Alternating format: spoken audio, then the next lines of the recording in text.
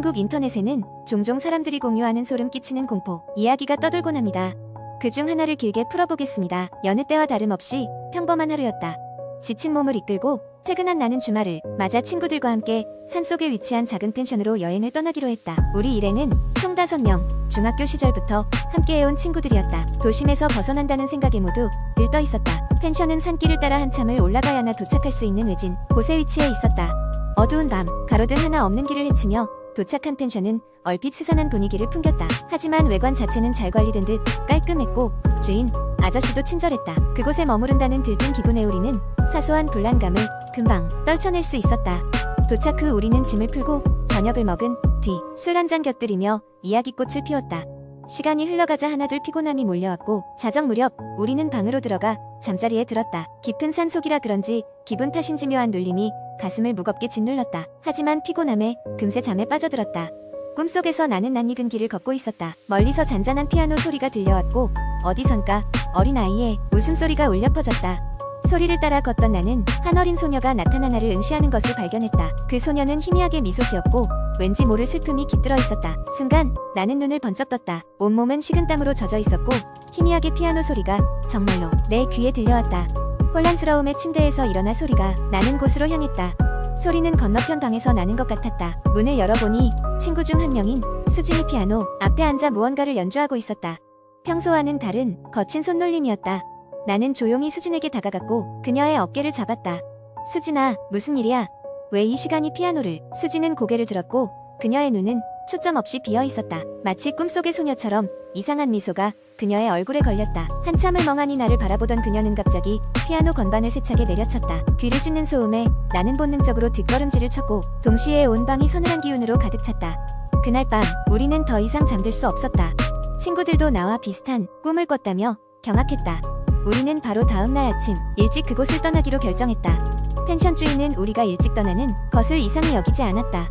그런데 떠나기 전 마지막으로 주인, 아저씨가 던진 한마디가 우리를 더욱 오싹하게 만들었다. 다음에 오실 때는 그 소녀에게도 인사해주세요. 차를 타고 펜션을 벗어나자 그곳에서의 이를 영화 같은 어구로 치부하려는 듯 우리는 결국 아무 말도 하지 않았다. 하지만 집으로 돌아와서도 그 꿈과 실제로 들었던 피아노 소리 그리고 미소 짓던 수진의 얼굴이 머릿속을 계속 맴돌았다. 몇 주 뒤 우리는 펜션의 과거에 대해 알게 되었다. 의외로 그곳은 과거의 작은 음악학교였다가 화재로 불타 폐쇄된 곳이었다. 그 사고로 인해 많은 아이들이 목숨을 잃었고 특히 피아노를 좋아하던 한 소녀가 그곳에 남겨졌다는 이야기가 전해졌다. 그 소녀의 영혼이 그곳을 떠돌고 있다는 소문은 우리를 다시 한 번 섬뜩하게 했다. 산속 작은 펜션에서의 그 날이 스쳐 지나갈수록 우리는 그곳에 과연 무엇이 존재했는지 계속 궁금해졌다. 하지만 그곳에 다시 가볼 용기는 아무도 내지 못했다. 여행 이후 우리의 관계는 더욱 긴밀해졌지만 그 이상으로 그날 밤의 경험은 누구의 입에서도 쉽게 흘러나오지 않았다. 두 번째 이야기, 어느 여름밤 나는 친구들과 함께 한국의 한 시골 마을로 캠핑을 떠났다. 우리는 한적한 호숫가 근처에 자리를 잡고 텐트를 쳤다. 늦은 저녁 우리는 모닥불 주위에 둘러앉아 이야기를 나누며 오순도순 시간을 보내고 있었다. 밤이 깊어지자 자연스레 공포 이야기를 나누게 되었고 그중 한 친구가 이 마을에 얽힌 소문을 꺼냈다. 그는 이 마을엔 오래전부터 전해 내려온 저주받은 징조가 있다고 말했다. 약 50년 전 이곳에서 한 여인이 연못에 빠져 죽었는데 그 이후로 그 연못에서는 밤마다 여인의 울음소리가 들려왔다는 것이었다. 사람들은 그 여인이 억울하게 죽었고 아직도 이승을 떠나지 못한 영혼이 되어올고 있다고 말했다. 이야기는 여기서 끝이 아니라 그 여인의 영혼을 만나게 된 사람들은 며칠 내로 불행을 겪거나 실종된다는 괴담이 덧붙여졌다.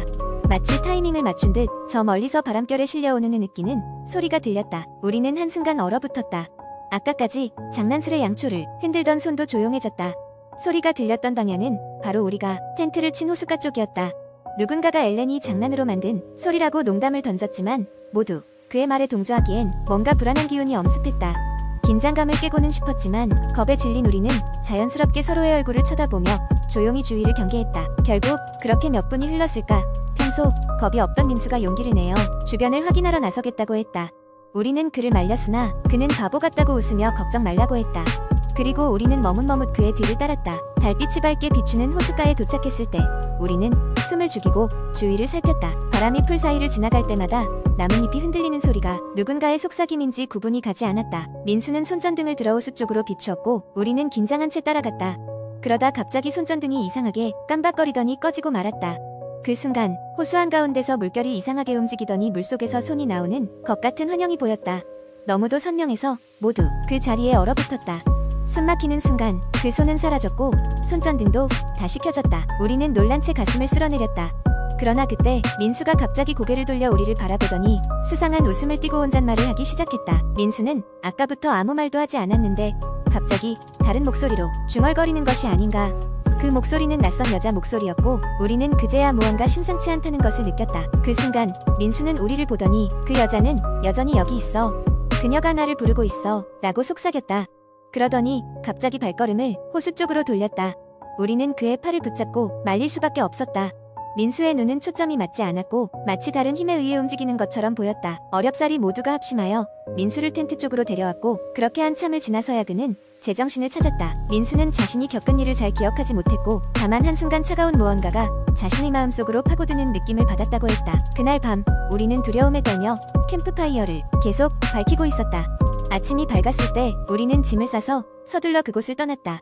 돌아오는 길, 차 안에서 우리는 그 여름밤의 경험이 누구의 상상이나 장난이 아니었음을 확신하게 되었다.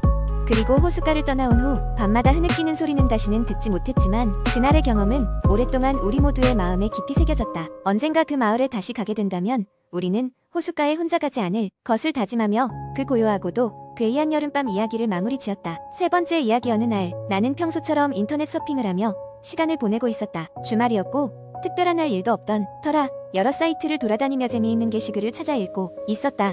그러던 중 한 커뮤니티 사이트에서 절대 클릭하지 마세요 라는 제목의 글을 발견했다. 호기심이 생긴 나는 단번에 클릭해버렸다. 글의 내용은 이랬다. 여기에 어떤 링크가 있을 것입니다. 그런데 이 링크를 클릭하면 이상한 일이 벌어질 겁니다. 믿건 말건 클릭한 사람들은 하나같이 그날 밤 이상한 경험을 했다고 말합니다. 자정이 지난 후 무언가가 찾아온다고 하죠. 글쓴이는 섬찟한 경험담을 덧붙이며 글을 마쳤다. 나는 그것이 그저 인터넷에서 흔히 볼 수 있는 어그로 글일 것이라고 생각했다. 그리고 그렇게 믿었기 때문에 망설임 없이 글에 첨부된 링크를 클릭하고 말았다.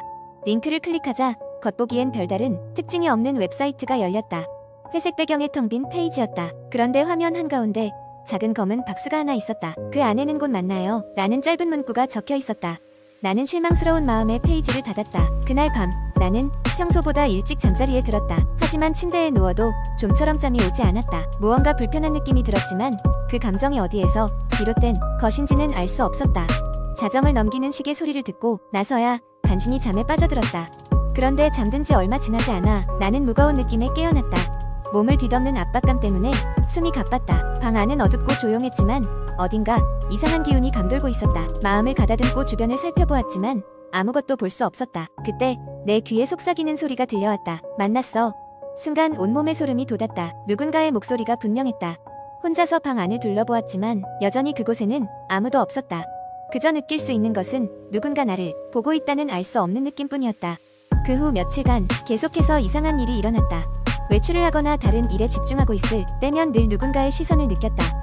거울을 보면 가끔씩 내 뒤에 무언가가 스쳐 지나가는 듯한 환영을 목격하곤 했다. 그때마다 심장은 미친 듯이 뛰었고 식은땀이 났다. 그러던 중 나와 비슷한 경험을 했다는 사람들의 이야기를 찾게 되었다. 그들 역시 문제의 링크를 클릭한 후 시작된 일이라고 했다. 그리고 한결같이 그들은 결국 그 이상한 존재와의 만남을 피할 수 없었다고 했다. 점점 더 불안감과 공포가 커지는 가운데 나는 도저히 혼자 이 상황을 해결할 수 없다는 생각이 들었다. 그래서 인터넷 검색을 통해 오컬트와 관련된 전문가에게 도움을 구하기로 했다. 어렵게 연락이 닿은 그 사람은 내 이야기를 듣고는 놀라워하면서도 침착하게 몇 가지 해결책을 제시했다. 그중 하나는 밤이 되기 전 거울과 창문에 소금을 뿌리고 방 안에 촛불을 켜놓는 것이었다. 그날 저녁 나는 제안받은 대로 방 안에 소금을 뿌리고 촛불을 켰다. 그리고 이번에는 자정이 지나기 전에 명상과 기도를 하며 마음을 다잡았다. 다행히 그날 밤엔 이상한 일이 일어나지 않았다. 며칠 후 점차 이상한 느낌과 환영은 사라졌고 평소의 일상으로 돌아갈 수 있었다. 하지만 그 경험은 나에게 큰 교훈을 주었다. 인터넷에서의 한낱 장난 같은 무언가가 현실에 영향을 줄 수도 있다. 그때 이후로 나는 어떤 링크든지 함부로 클릭하지 않게 되었고 인터넷에서의 행동에 있어 훨씬 조심스러워졌다.